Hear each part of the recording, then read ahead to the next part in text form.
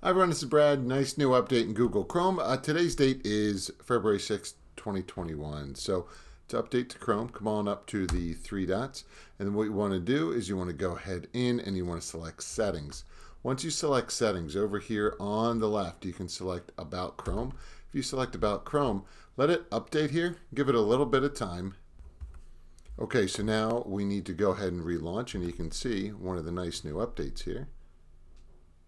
You'll see in just a second. Let's go ahead in here. As soon as you click in here, you can see this option right here, which creates a QR code for this particular page. So you can go ahead, and then there you have your particular QR code for that web page. So pretty nice. And if you want to go ahead in, you can always change it as well. Right away, you can make up one for ESPN or whatever it may be. If you have any questions, let me know. Thanks for watching. Take care. Bye-bye.